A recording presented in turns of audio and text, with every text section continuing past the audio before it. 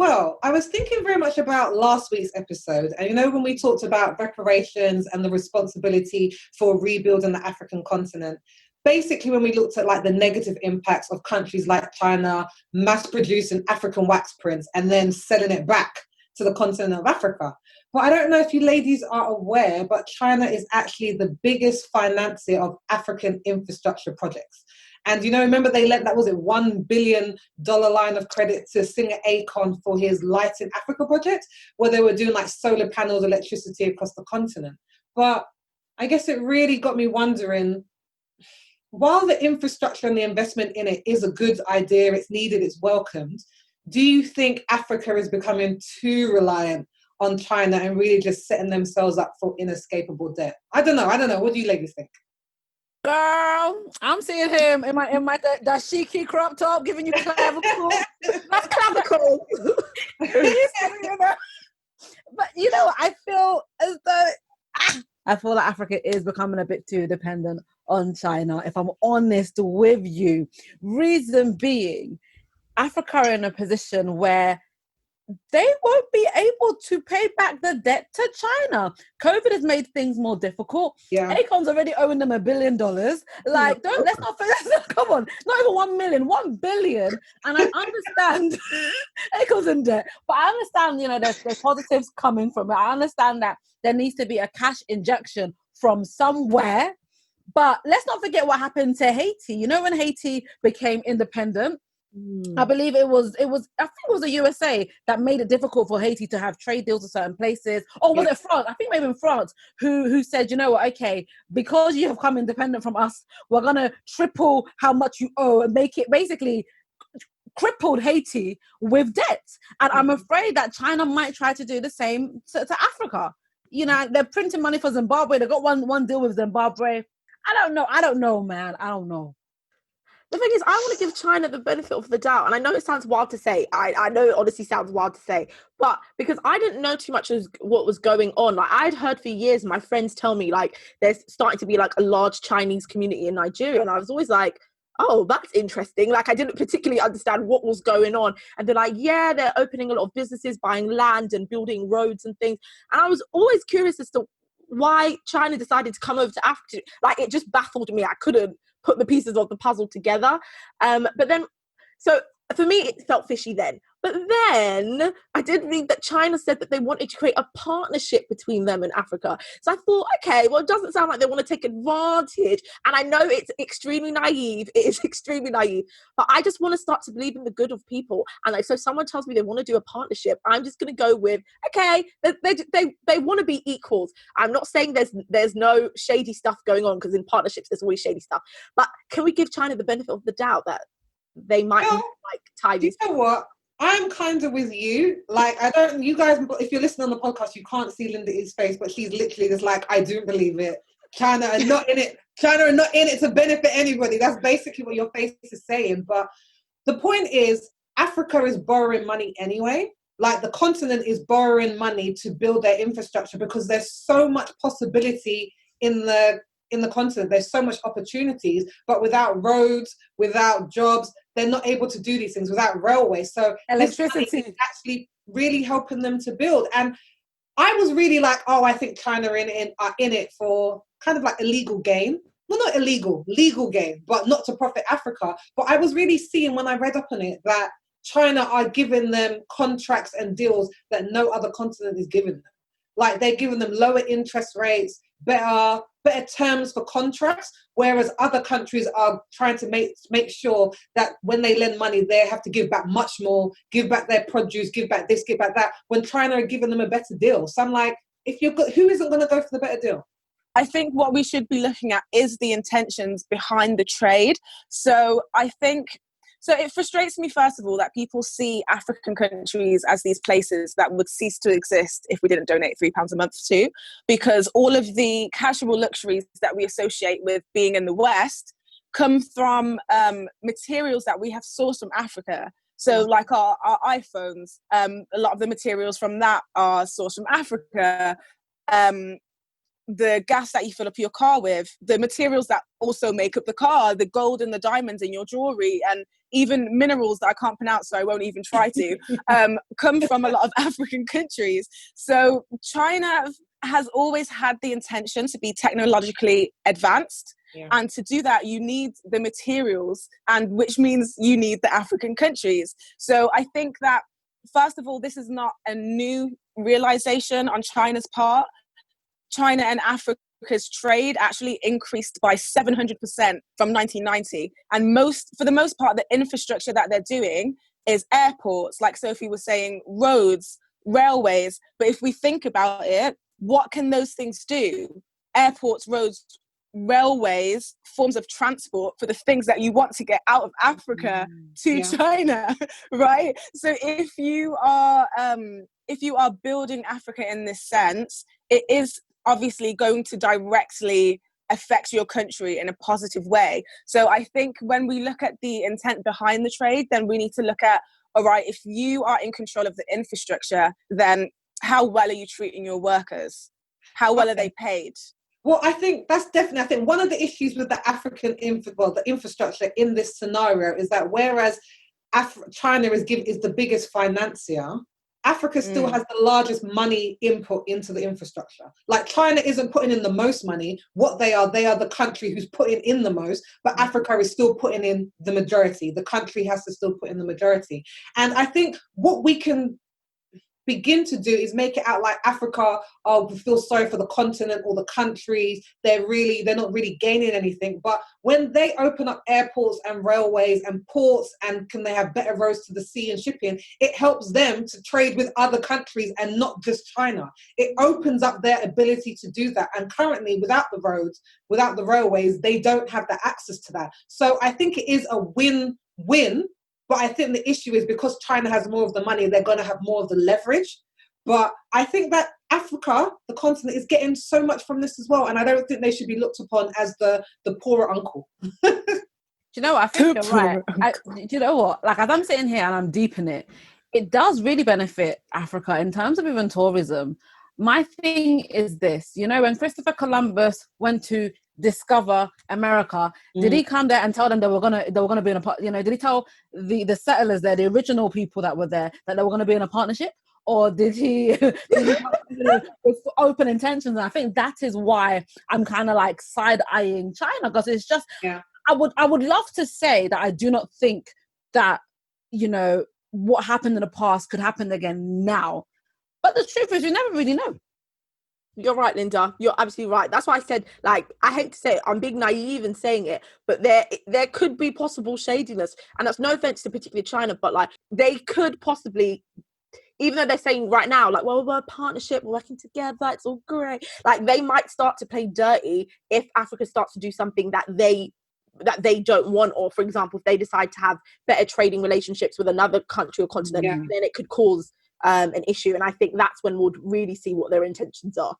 One of the biggest people complaining about this is the West. It's like the USA and the UK. They're the ones who are saying, oh, China are being unfair to the continent. But I'm like, but if they weren't borrowing from China, who would they be borrowing from?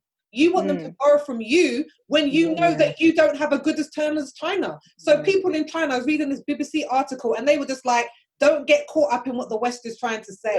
Like, we are actually doing a better deal because they would have to borrow anyway to build this stuff. And it's better that they borrow from us because we're giving them better terms. But they're also saying they want access to their mining. So everyone needs to make a buck. It's a business deal. Like, when you enter into a contract, the person with the more power is going to have more rights. They're going to get more out of it. And we shouldn't think about it like it's any different, because lots of countries are in debt. Yeah, All countries borrow money. We shouldn't be thinking that, well, Africa needs to stand alone. I'm just like, every continent has debt to somebody. The only thing I'm going to throw in there, I'm just going to throw this out here. While China are out here, building up this partnership with Africa, can they tell their citizens to stop mistreating the black people that are there? Did that filter anywhere in these discussions, or is that not part of the deal? Is that how it works? Like, they can give money to Africa, but they're people, the countries themselves that have African people in it, they're being barred from McDonald's. They're being thrown out. China, make it make sense though. Yeah, because this is why I was looking at their intentions, because the amount of anti-Blackness in China or in East Asian countries in general that is not addressed, that is affecting the community so negatively. And even since the coronavirus, because I know that a lot of East Asian people were complaining about experiencing racism from people being like, oh, you have the coronavirus and all that ridiculousness. But even within China, like what you were saying, Linda, like African people sitting down to eat and then being kicked out of restaurants and things like that, it just makes me feel like you don't really care about the people. Like Sophie was saying about the person in the contract with the most power is going to have the most power. So are you treating your workers well? That is important to me, because you actually just want the resources and you want the African country for what they can provide for your country. You don't really care about the African people inside of it. So that's why I'm like, let's just look at this broadly, you know? Yeah, Luanda, I'm definitely going to say they do not care about the people. Like Sophie said, this is a business deal. They literally only care for the people. It's kind of like what we were speaking about last week with the Windrush. The British people only cared for the people that were coming over from the West Indies so they could help rebuild their country. Like the government cared so you can help rebuild our country, but everybody else here did not care. It's literally just a business transaction. This is a business deal and they don't care. So they're not going to address the treatment that's going to go on with minorities in their country. I mean, obviously, we know China, you know, the way they dress up their information sometimes isn't correct. So surely they're going to deny everything that's happening. But we do know that these people are suffering. Allegedly suffering. Allegedly, some people maybe suffering. We would just like to say. I really know they don't really care about us. I think, no, I just agree. I think it's a business deal at the end of the day. And I think one of the issues is that even though they're putting money into infrastructure, they are actually sending a lot of their workers over to the countries in Africa to work. And I think that was another one of the issues that people had with the different countries being so reliant on the funding, because they're like, it's not affecting the local people. Like in terms of affecting or helping the country, yeah. So if they're helping in Zambia, for example, they're like, well, it might help the country because we might open up a port or an airport or do a road, but how does it affect money into the local economy? Because all you're doing is bringing over Chinese workers, and then African workers are still not able to build up their local economies. And I think it's such a complicated issue. Yeah. I think it's interesting. Like you even saying that is making me think. Because I don't know too much about it, only a little bit, because it's in my family a bit, but I don't focus on it too much. Is that, like, you know, there were a lot of indentured laborers from China that came to the West Indies, and obviously in Jamaica now they've got a small Chinese community, and obviously people in my family are Chinese Jamaican, and you know what it is. And I've never really sat down and thought about, how did you guys get here and why are you here? Like, do you know what I mean? I haven't actually sat and thought about that. So you're really making me think, like, when they came over to Jamaica, like, did they affect the local economy? Now I've got to think.